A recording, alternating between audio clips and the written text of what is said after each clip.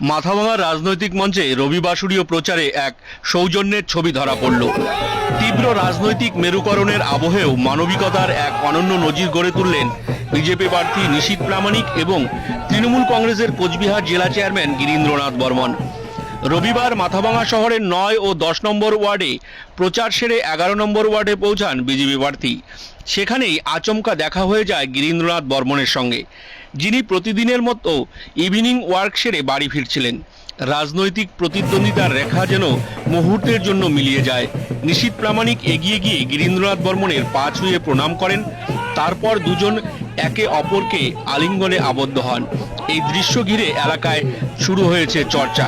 ভোটের ময়দানে যেখানে কটাক্ষ, আক্রমণ আর তীব্র বাকযুদ্ধই নিয়ম, সেখানে এমন সৌজন্যমূলক আচরণ রাজনৈতিক সংস্কৃতির অন্য এক দিক তুলে ধরল।